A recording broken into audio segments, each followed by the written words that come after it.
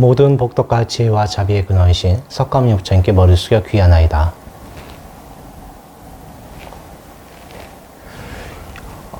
요새는 쌍유따니까 나가고 있습니다. 그래서 아마 어려운 내용은 아닐 것입니다. 그래서 쭉쭉 읽으면서 여러분들께 뭐 어려운 내용이 아닌 것들은 그냥 읽으면서 넘어가는 걸로 알겠습니다. 자, 오늘은 443쪽입니다. 443쪽. 훌륭한 설법이 4가지 요소입니다. 역시 방기사준자님께서 말씀하신 것입니다. 쌍유따니까요. 오늘 처음 오신 분이 계셔서 말씀드리지만 니까요라고 하는 것은 엮음이다. 엮는다는 뜻이에요. 우리가 니트라고 하죠. 니트가 엮었다는 뜻인데 똑같은 어원을 가지고 있습니다. 쌍유따라는 뜻이 뭐냐면 쌍유따는 어떤 묶음이라는 뜻입니다. 니까랑 쌍유따랑 좀 비슷해요. 쌍유따에서 쌍이라는 것은 함께라는 뜻이고 유따는 어떤 함께 묶어서 볼륨이라는 뜻도 가지고 있습니다. 그래서 쌍유따니까야는 여러 가지 주제를 총괄해서 부처님 말씀을 모은 경전이라는 뜻입니다. 쌍유따니까야가. 그래서 그 중에서 쌍유따니까야는 여러 가지 주제라고 했잖아요. 이번에 할 것은 방기사 쌍유따라고 해서 방기사준자님입니다. 그 방기사준자님은 부처님 당시에 브라만 집안이요. 최상류층에 사셨었고 부처님 보고 출가하셨던 분입니다. 여러분들 혹시 붓다라는 드라마 보셨습니까? 보셨죠? 그러면 인도 사람은 어때요? 시도 때도 없이 노래하고 춤추죠? 지금도 그러고 2000년 전도 그랬고 4000년 전도 그랬어요. 그래서 이분들은 특히 브라만들은 노래하고 춤추는 걸 굉장히 좋아합니다. 그래서 방기사준자님도 그래서 그런지 몰라도 굉장히 즉흥적인 시를 잘 지으셨던 분이에요. 그래서 시 잘 짓는 스님 중에 최고라고 하셨어요. 부처님께서. 시인이라고 하면 조금 어폐가 있긴 한데, 근데 한국말로 번역하기가 조금 어려워요. 그래서 그냥 시인이라고 생각하시면 됩니다. 이렇게 여러분들이 어떻게 찬탄할 때 시를 잘 지은다. 요새 말로 하면 작사를 잘 하셨다. 이런 식으로 하셔서 참 어떤 시를 잘 지으셨던 분입니다. 그래서 부처님과 부처님 제자분들이 어떤 찬탄할 일이 있으면 이렇게 즉흥적으로 시를 쫙 쓰셨던 분입니다. 그래서 저번에 교만신 버려라 할 때도 교만신 버려야 될 때 어떻게 개송을 지을까 해서 개송을 딱 지으셨고, 오늘은 훌륭한 설법이라기보다는 훌륭하게 말하는 것. 말을 할 때는 어떻게 해야 훌륭한가에 4가지 요소를 말씀하셨습니다. 부처님께서. 그거에 대해서 말하는 것입니다. 설법이 아니에요. 그래서 말을 할 때는 어떻게 해야 되는 것인가 라는 걸 부처님이 말씀하신 것입니다. 역시 어려운 내용은 아닙니다. 한번 읽어보겠습니다. 어때 부처님은 사띠 기원정사에 계셨다. 부처님은 제자들에게 이렇게 가르치셨다. 말을 할 때 4가지 요소가 있으면 그런 말은 잘 설해진 말이며 지혜로운 사람들로부터 비난의 여지가 없다. 4가지란 무엇인가? 훌륭히 설해진 것만 말하며 나쁘게 설해진 것은 말하지 않는다. 다만 진리에 입각해서 말하며 진리 아닌 것은 말하지 않는다. 다만 유쾌한 말을 하며 불쾌한 말을 하지 않는다. 다만 사실인 것만 말하며 거짓을 말하지 않는다. 이에 방기사준자는 자신이 들은 부처님 설법에 대해 칭송한 개송을 말하였다. 자신을 괴롭히지 않고 남을 해치지 않는 그런 말만을 할 때 그와 같은 말은 참으로 잘 설해진 말이다. 다만 유쾌한 말만을 하여야 한다. 그 말이 어떤 사악함도 없을 때 그런 말은 다른 이에게 유쾌함을 준다. 진리가 참으로 불사의 말인 것은 변함없는 진리이다. 수행의 목표도 부처님 법도 훌륭한 이는 말한다. 모든 진리에 세워져 있다고. 열반에 이르기에 괴로움을 종식하기 위해 부처님이 설하신 평온의 말씀은 진정으로 가장 훌륭한 말씀일세. 네. 여러분들께서도 말씀하실 때 첫 번째는 훌륭한 말이라고 하는 것은 여러분 십선법을 생각하시면 돼요. 여러분들 천수경 매일 읽으시잖아요. 50대마다 읽죠. 천수경에 보면 어떻습니까? 살생주의 금이참회 하면서 여러 10악법을 말씀하시죠. 경전에. 10악법의 반대가 십선법이에요. 그죠? 그러니까 살생죄를 참회 안 하면 어떻게 해야 되겠습니까? 살려줘야 되겠다. 살생 안 하면 됩니다. 그죠? 그리고 투도중죄 금이참회. 훔치지 않으면 되는 거예요. 그런 식으로 10가지 말을 계속하고 해야 됩니다. 그리고 직업을 가지실 때도 이 십선법을 벗어나지 않는 직업을 가져야 돼요. 뭐 살생업을 한다든가, 그러고 뭐 고리대금을 한다든가, 땅 투기를 해서 남들을 아프게 한다든가, 이런 식으로 하면 되지 않습니다. 네. 그런 것은 과부가 지금 이 순간 돈을 크게 버는 것 같지만 과부가 굉장히 안 좋아요. 네. 그래서 뭐 좀 다른 얘기입니다만은 불교보다 계율이 더욱더 엄격한 종교가 자이나교도인데, 자이나교도의 그 신도들은 불살생계를 철저히 지켜야 되기 때문에 어떤 직업을 종사하냐면 상업에 계속 종사하셨어요. 그래서 2500년 전부터 상업에 종사했기 때문에 그 노하우가 대단하겠죠. 그래서 지금도 인도 인구에 얼마 되지 않습니다. 제가 알기로는 4% 정도 되는데 인도 세금의 24% 낸다고 합니다. 인도 소득세의 44%니까 어마어마한 재산을 가지고 있는 거죠. 그래서 쌍용 자동차를 인수했던 자동차 회사가 있죠. 갑자기 기억이 안 나네요. 그 회사 회장이 자이나교도였습니다. 자이나교도였습니다. 다만 너무나 엄격한 계율이기 때문에 전 세계로 퍼져나가지 못했어요. 불교는 부처님은 굉장히 유연성을 가지고 있으셨기 때문에 전 세계로 퍼져나갔지만 다만 그 신도들이 소속감이 좀 약했겠죠. 그래서 인도에는 좀 사라졌습니다만 자이나교는 2500년 흔들리지 않고 왔습니다. 그런 분들이 상업을 중시하고 노하우를 쌓았기 때문에 지금도 굉장히 잘 살고, 특히 영국 식민지 시절에는 한 인도부의 50%를 가지고 있었다고 했었습니다. 그러니까 영국인들께 굉장히 협력을 많이 했다고 하죠. 그래서 여러분들께서 아마 직업을 바꾸러 갈 때 처음에 힘드실 거예요. 살생업을 가지신 분들. 배운 게 도둑질이라고 하지 않습니까? 하지만 그 힘든 과정을 겪어서 그래도 바꿔야 됩니다. 남을 아프게 하고 그리고 남을 해치게 하는 그런 직업은 반드시 바꿔야 됩니다. 지금 생에 전생 과보로 인해서 잘 산다고 해도 그것이 복이 닿으면 여러분들 아시겠지만 돈이 아무리 많아도 나가는 인연이 더 크면 돈은 안 모이죠. 아무리 100억이 있어도 120억 쓸 일이 생기면 그거는 부자가 아니죠. 빚쟁이가 되는 것입니다. 그래서 복이 아무리 많아도 빚이 많으면 아무 의미가 없다. 그게 살생업이라든가 불선법에 의해서 직업을 가지시거나 불선법을 행하시면 그렇게 되는 것입니다. 그것이 바로 첫 번째 훌륭하게 설해진 말입니다. 여러분들께서 그런 걸 하셔야 돼요. 남을 싸움시킨다든가 이런 것도 하면 당연히 안 되겠죠. 그 다음은 진리라고 했는데 진리라기보다는 담마입니다. 법. 부처님이 말씀하신 법에 의해서 설해야 된다는 것이고, 그 다음 유쾌한 말. 당연히 나와 남 이롭게 하고 즐거운 말을 해야 되겠죠. 말을 이렇게 아다르고 해서 말을 할 때도 남을 기분 나쁘게 하는 말이 있고 기분 좋게 하는 말이 있어야겠죠. 그래서 언제나 예절을 갖춰서 말을 해야 되는 것이고, 그리고 사실인 것만 당연히 말해야 되겠죠. 그걸 꼭 명심하셔야 됩니다. 이게 바로 말을 할 때 훌륭하게 하는 4가지 요소입니다. 자, 이어서 큰지의 사리푸타에 대해서 읽겠습니다. 여러분들 읽기 전에 사리부존자님 다 아시죠? 자, 한번 그래도 오늘 또 나가야 되니까 사리부존자님은 지혜의 제일이시고, 그리고 신통제일 누굽니까? 목련존자. 목련존자는 이제 좀 있으면 여러분들 백중이죠. 백중의 기원이 되는 게 바로 목련존자님이시죠. 네, 목련존자님 어머니가 조금 불법을 회방하고 하니까 지옥에 떨어지셨기 때문에 신통제일 목련존자님께서 구출하려고 하니까 어떻습니까? 구출이 안 되죠. 그래서 스님들께 공양 올린 공덕으로서 구출하셨다라고 하는 것입니다. 그게 바로 백중인데, 근데 목련존자가 왜 그런 어머니를 얻었는가? 바로 전생에 숲속에 자기 어머니를 버렸기 때문에 그렇다. 그 과보로 목련존자님은 피부색이 파래요. 그 전생에 지옥에 떨어졌던 과보가 있기 때문에. 남방의 태국이나 이런 데 가면은 저희는 부처님 협시존자님이 누굽니까? 관세음보살과 지장보살님이시라든가 문수보살과 보현보살님이시라든가 어떤 보살 사상이지만, 남쪽에 가면은 석가모니 부처님 양쪽 협시존자님이 보통은 사리불과 목련이에요. 아니면 가섭 또는 안한입니다. 예. 근데 보통은 사리불과 목련입니다. 그래서 목련존자님을 보실 일이 많은데, 목련존자님 자세히 보시면 파래요, 피부가. 태국 또 미얀마 가보시면 보실 수가 있습니다. 라오스, 캄보디아 똑같습니다. 가보시면 볼 수가 있다. 그리고 이제 좀 있으면 이제 하실 분인데, 부처님이 열반하신 뒤에, 부처님 열반하시기 전에 사리불과 목련존자님 열반에 빨리 드시죠. 왜냐하면 부처님의 상수제자는, 어떤 부처님이든 상수제자는 부처님 열반하는 걸 보지 않습니다. 제자의 도리로서 자기가 먼저 열반에 듭니다. 그런데 그래도 법을 잇는 사람이 있어야 되죠. 그럼 부처님 열반하실 때, 그럼 첫 번째 제자가 누구냐? 바로 가섭존자. 가섭존자는 어떤 분이십니까? 두타제일.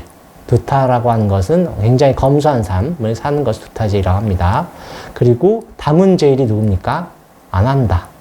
아난다 존자님이십니다. 이 네 분은 꼭 기억하셔야 돼요. 그 외에 뭐 지계제, 우발이 뭐 등등이 있으신데 이 네 분은 여러분이 꼭 기억하셔야 됩니다. 자, 그래서 사리분자님은 지혜 제일이신데 부처님이 사리분자님 어떻게 칭송하셨는가? 나 이외에 지상과 천상에서 사리불의 지혜 16분의 1을 미치는 사람은 없다라고 하셨어요. 그런데도 사리분자님은 교만한 적이 없으시고 남을 무시한 적이 없으시다. 사리분자님은 언제나 사람들한테 좋은 말을 해주셨고 따뜻하셨던 분입니다.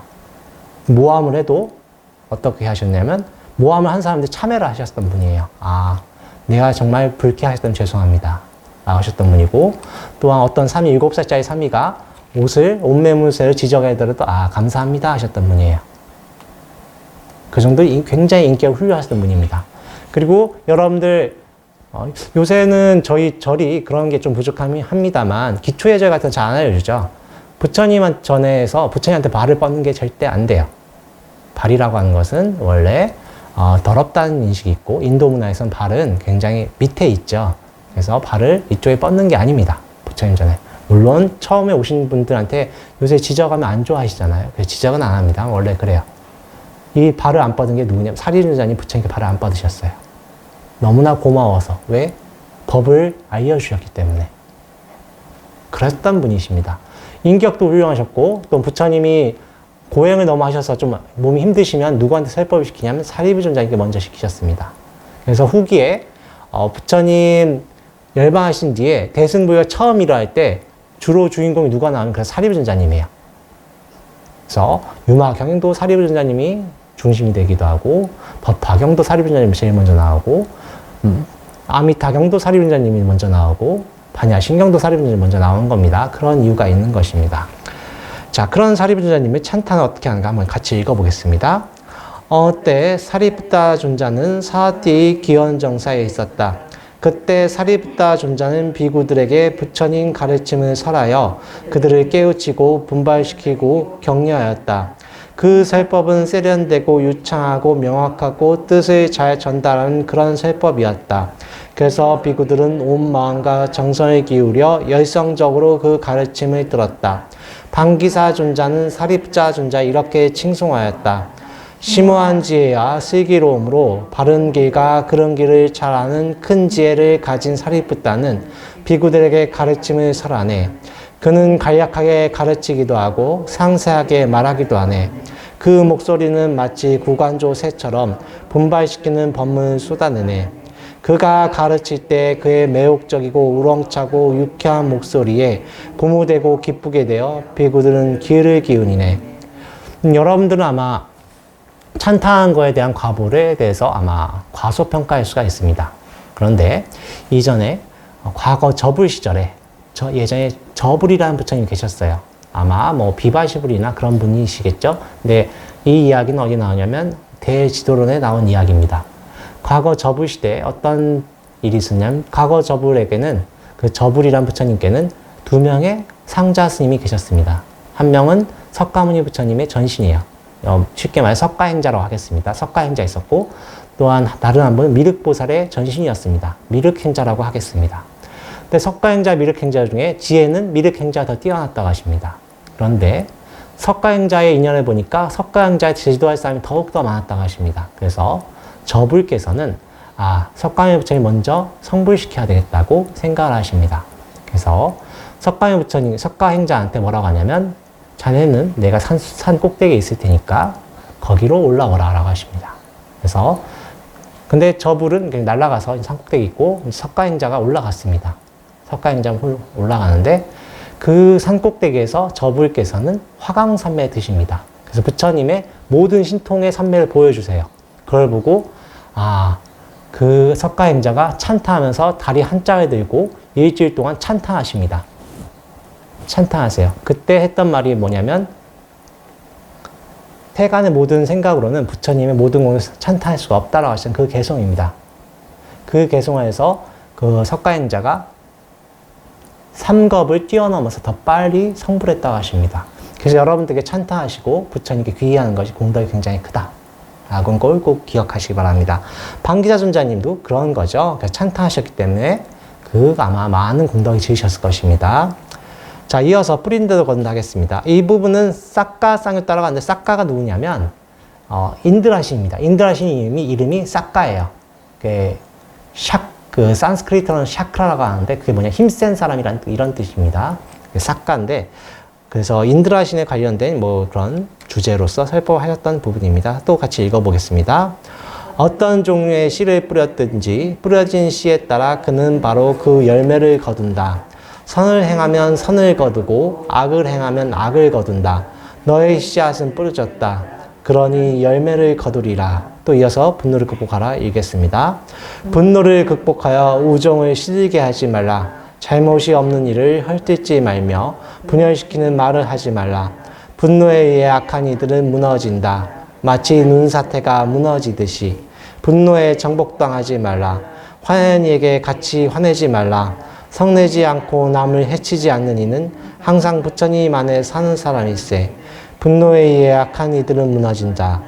마치 눈사태가 무너지듯이.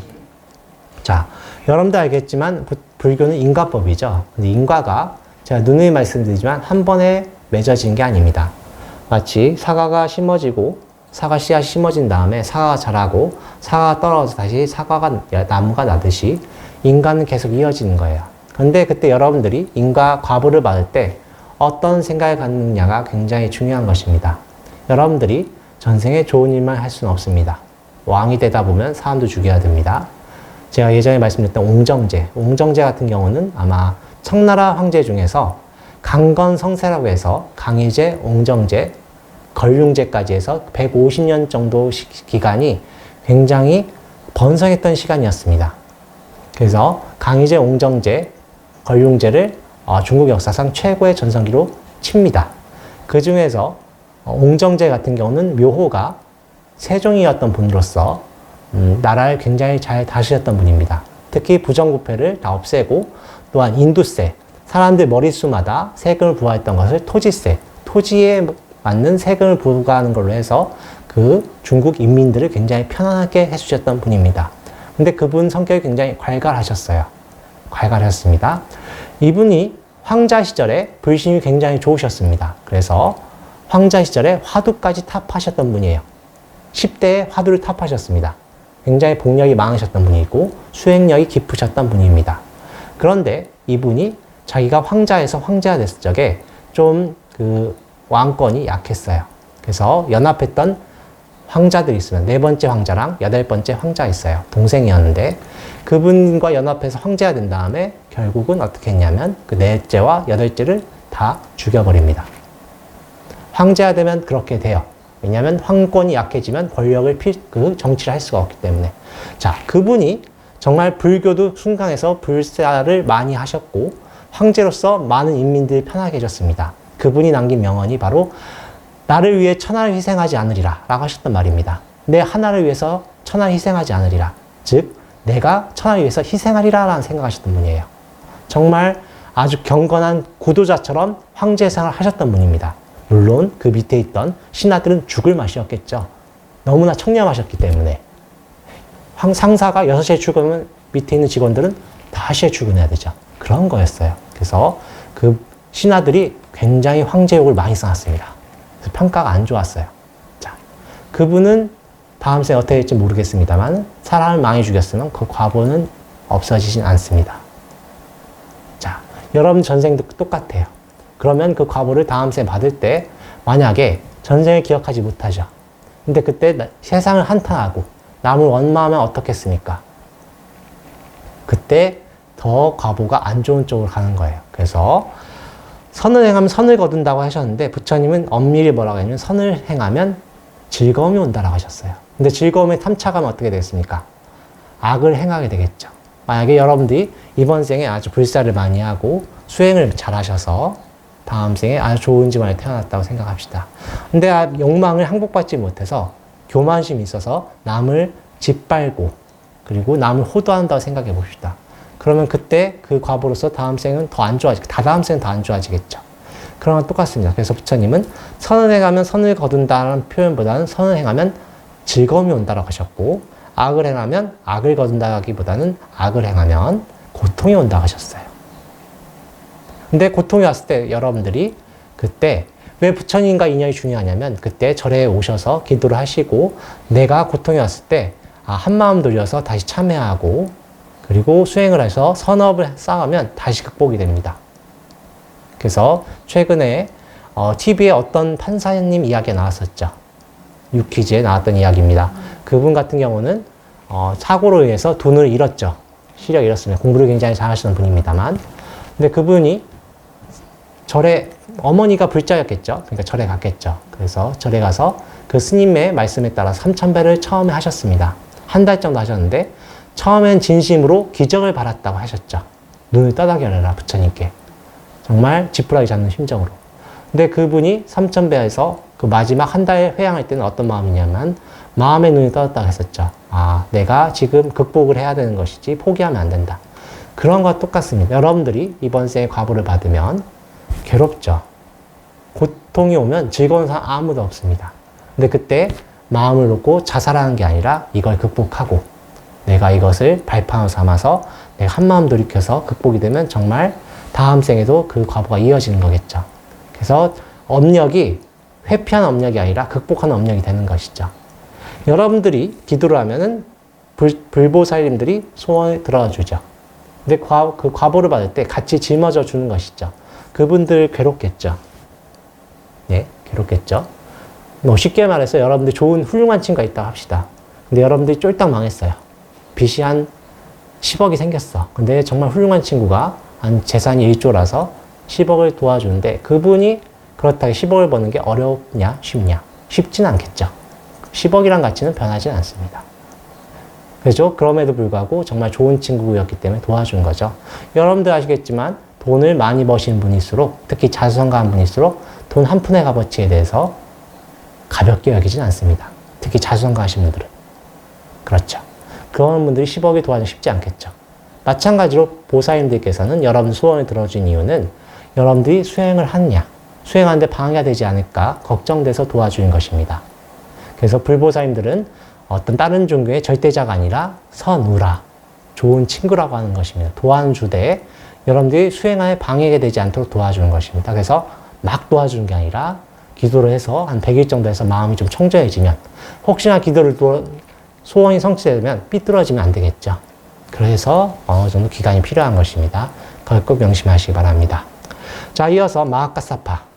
가섭존자는 아까 설명드렸다시피 수타제일이고 부처님이 열반하신 뒤에 교단을 이끌으셨던 분입니다. 그래서 선불교에서는 또 가섭존자 굉장히 중요하고 또한 가섭존자는 굉장히 세세생생 부잣집에 태어나셨는데 왜 부잣집에 태어나셨냐면은 아주 오랜 전생에 흉년이 들었다고 합니다. 흉년이 들어서 그 족밥을 어떻게 조밥이죠. 조밥을 이렇게 한 공기 얻어서 먹고 있었는데 그때 무불시대였어요. 부처님이 안 계셨던 시절인데 지나가던 수행자 있겠죠. 수행자 중에 여러분들 독각이라고 아시죠?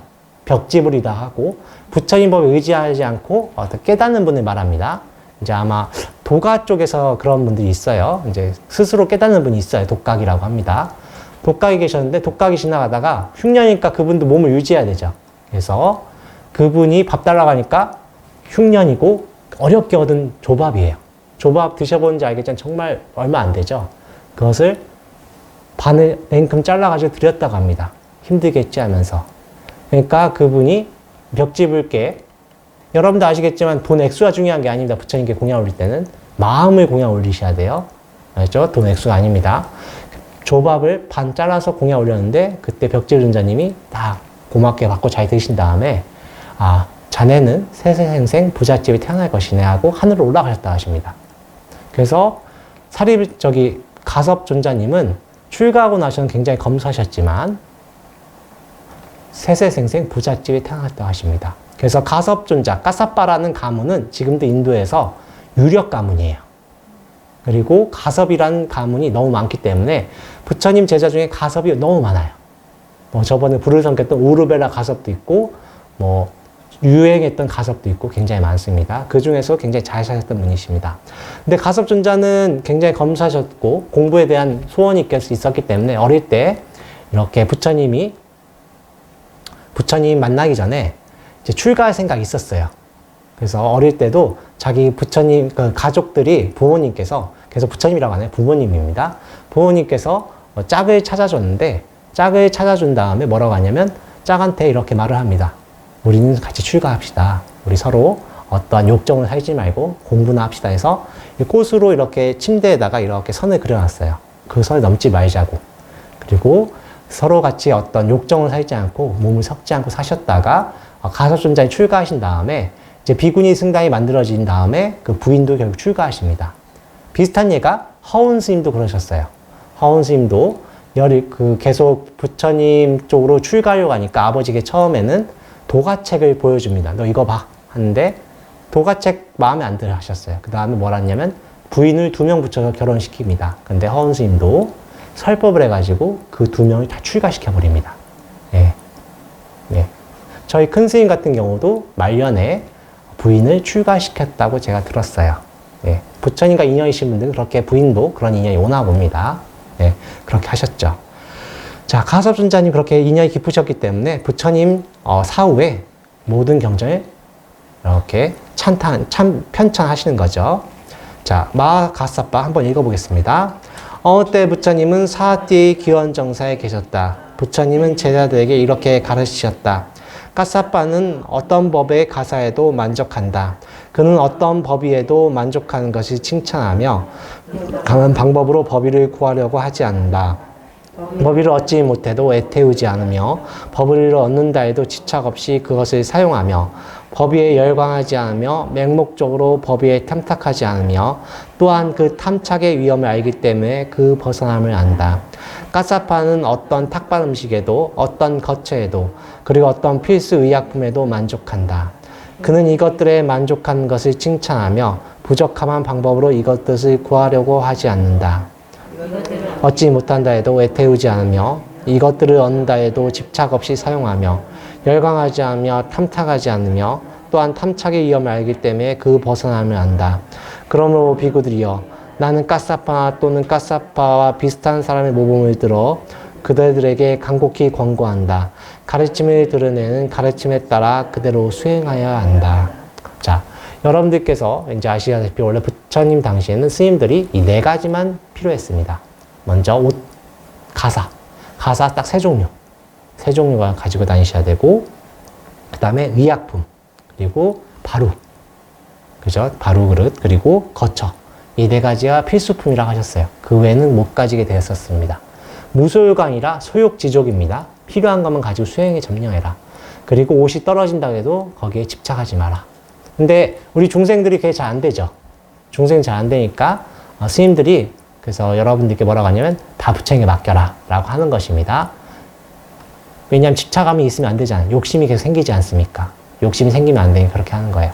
그래서 여기서 보면 애태우지 않다 나오죠. 만약에 스님들이 가사를 못 얻었는데 나 어디 갔지? 가사 어떻게 얻지? 막 급하게 하지 말라는 거예요.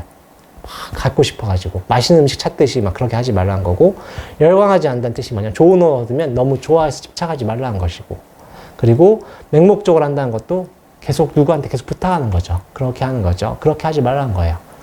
소위 말해서 위의를 갖춰라. 스님이 대신 스님으로서 위의를 갖춰서 뭐 얻는다고 얻지 못해도 급하게 생각하지 말라는 뜻입니다. 저희 스님들이한테 많은 가르침을 주는 것이죠.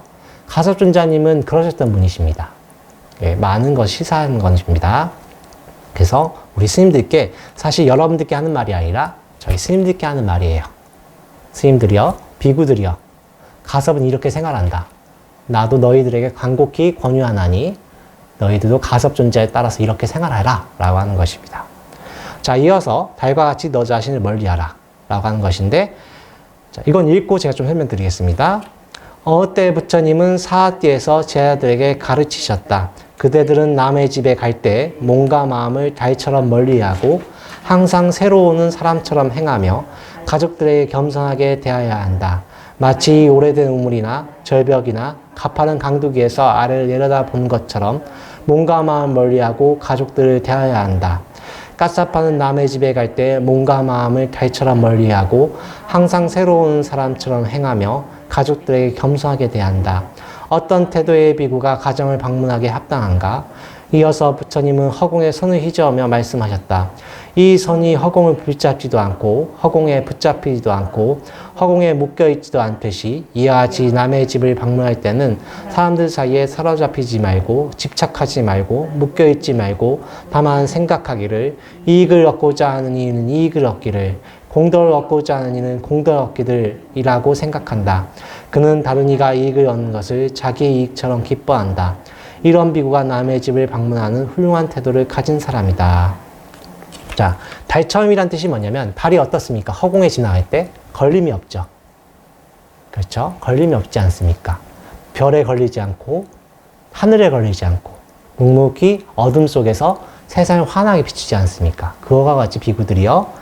이렇게 집에 갈 때도 막 집에 가서 밥 달라고 하지 말고 그저 묵묵히 자기 자신 알아차리면서 수행에 전념하라는 뜻입니다. 수행에 전념하는 뜻은 내 마음을 바라볼 뿐이지 집착으로 내 몸의 욕심 때문에 내 몸의 욕심이라고 하는 것은 내일 밥을 얻지 못하면 굶을까봐 물을 얻지 못하면 목마를까봐 그런 걱정 때문에 보채지 말라는 뜻입니다. 그게 바로 달처럼 하라는 거예요. 그래서 부처님께 뭐라고 하십니까? 그 낭떠러지 산 꼭대기에서 세상을 바라보듯이 하라는 뜻이에요. 그러면 세상을 알지만 잡진 않죠. 하면 보고 이런 풍경이구나 그냥 지나치듯이 이렇게 생활하는 것입니다. 그래서 부처님은 이때 처음으로 자기가 손짓을 하십니다. 허공에 이렇게 하면서 허공에 걸리지 않잖아요. 손짓이. 이게 유일하다고 합니다. 부처님이 손짓을 하신 적이 없는데 이때는 유일하게 손짓하면서 이렇게 허공에 손이 걸리지 않듯 여러분들은 걸림없이 생활하라고 하신 것입니다. 그래서 여러분들께서 만약에 이 선불교에서는 이 대자유인을 뭐라고 합니까? 무해행을 한다고 하죠. 무해행. 걸림없이 행하라 이런 뜻입니다. 이게 걸림없이 행하라는 게 막 먹고 싶은 대로 먹고 이런 뜻이 아니라 먹는 거에 집착하지 말고 행동할 때 위의를 갖춰서 다만 머무름 없이 행하라는 뜻입니다. 금강경과 통하겠죠? 금강경과 통하는 것입니다. 그래서 여러분들께서 꼭 그렇게 행동하라 이런 뜻이에요. 훌륭한 설법까지 오늘 하겠습니다. 훌륭한 설법. 이어서 부처님은 제자들에게 말씀하셨다. 어떤 것이 훌륭한 가르침을 설하는 것인가? 만일 어떤 비구가 생각하기를 가르침은 부처님에 의해 잘 설해져 있고 지금 현재 직접 볼 수 있는 것이고 시간을 초월하는 것이고 와서 보러 가 할 만한 것이고 유익한 것이고 지혜 있는 이들에 의해 체득된 것이다. 그러므로 사람들이 부처님의 말씀에 귀를 기울이기를 들은 후에는 가르침을 이해하기를 이해한 후에는 그 가르침을 실천하기를 이런 생각을 가지고 설법한다. 그리고 진정한 자비심과 동정심과 따뜻한 관심으로 부처님의 가르침을 설한다면 이런 가르침의 설법은 훌륭하다. 자, 이게 아까 방금 전에 말했던 달과 같이 너 자신 멀리하라 이거 한 경전이에요. 그래서 한 번에 읽은 것입니다. 그래서 이 가섭존자께서는 이렇게 설법하셨다고 하십니다. 근데 여기서 생략되는데 이에 대비된 설법이 있어요. 어떻게 하냐면 설법할 때 이분들이 나의 존경하는 마음을 갖기를 이라고 설법하지 말라고 하십니다. 내 개인의 욕심을 하지 말고 세상에 연민하는 마음으로 이 사람이 이득이 되기를 이 사람이 수행을 해서 꼭 열반 얻기를 바라는 마음으로 설법하라고 하셨던 것입니다. 부처님 법은 정말 훌륭한 법입니다. 여러분들이 아마 다른 종교인을 보시면 알겠고 우리 불교에서 오래 수행하신 보살님들 보시면 알겠지만 얼굴이 달라요. 그리고 쓰는 마음이 달라집니다. 물론 깊이 하지 않으신 분들은 그렇게 차이는 없습니다만 깊이 수행하신 분들일수록 얼굴에 나타나는 자비심이 달라집니다. 그래서 여러분들께서도 부처님 법이 훌륭한 걸 꼭 아셔야 됩니다. 그걸 꼭 믿고 믿으셔야 되기 때문에 부처님께서 수행에 5가지 힘을 말씀하셨습니다. 5근이라고 했어요. 5근. 5근을 말씀한 첫 번째가 바로 믿음의 힘입니다. 신근. 부처님 법을 믿고 그 다음에 정진근. 정진하고 그 다음에 개정애를 갖춰야 된다. 그러니까 염을 하고 알아차리고 그 다음에 삼매에 들고 그런 다음에 마지막에 해가 말씀하셨던 거예요. 이 5가지는 제가 다음에 또 시간 되면 또 말씀드리겠습니다. 첫 번째는 꼭 믿음이 있으셔야 되고 그래서 여러분들이 초반십 때부터 불법 쓴 삼보에 꼭 귀의하셔야 되는 것입니다.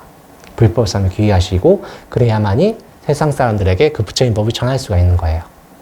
그래서 여기서도 여러분들이 마지막에 뭐라고 합니까? 그 가르침을 실천하기를. 그래서 여러분들께서 제 설법을 들으시고 꼭 수행을 하셔야 됩니다. 수행하지 않으면 그냥 글자예요. 글자일 뿐입니다. 다음 생에 기억도 안 나요. 수행하셔서 업력을 바꾸시라. 그럼 여러분들에게 많은 이익이 있을 것입니다. 꼭 그러셔서 이번 생에 많은 성과 있길 바랍니다. 오늘 세법 이것을 끝내겠습니다. 나무 석가모니불, 나무 석가모니불, 나무 시아본사 석가모니불.